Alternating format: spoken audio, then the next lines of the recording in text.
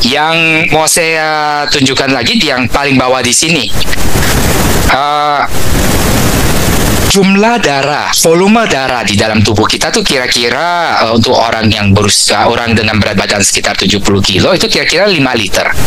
Itu volume darah yang dimiliki oleh orang dengan berat badan kira-kira 70 kilo. Artinya apa? Kalau terjadi demam berdarah tinggi, terjadi perdarahan, dari 5 liternya ini akan berkurang, Bu. Jadi 4 liter, 3 liter. Ya. Dan artinya apa? Artinya bahwa tubuh kita harus berkompensasi. Yang awalnya dia bekerja dengan menggunakan darah sebanyak 5 liter, dipompa, diputar ke seluruh tubuh, ke otak, ke ginjal, ke hati kita, sampai ke ujung jari tangan kita, ke ujung jari kita. Sekarang dengan volume yang berkurang, dia harus melakukan kompensasi seperti itu. Kalau dia masih mampu melakukan, maka gejalanya cuma perdarahan, dan kalau cepat terdeteksi bisa segera kita atasi dengan misalnya kita berikan infus tadi, atau kita berikan transfusi darah untuk mengembalikan volume darahnya. Yang biasanya terabaikan adalah ketika mereka jatuh ke yang fase kuning ini, yang kita sebut dengan dengue shock syndrome.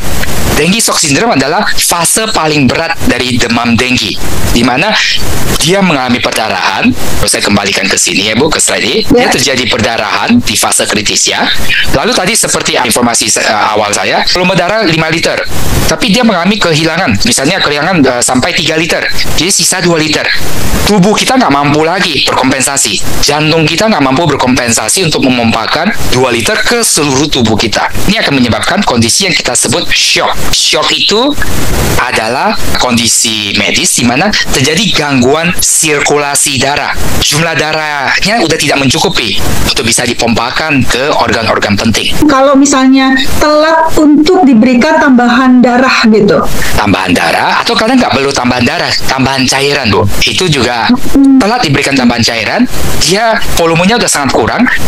Itu yang bisa terjadi, saya shock syndrome. Sama seperti ketika waktu akhir, ya, pertengahan 2023 kemarin, Jakarta, bahkan seluruh Indonesia dilanda kekeringan yang sangat berkepanjangan kan, Bu. Air pump juga menghilang. Kita mau di rumah, mau punya pompa air seberapa banyak, air kurang, nggak ada gunanya pompa kita. Sama seperti analoginya, jantung itu pompa kita, mesin pompa kita.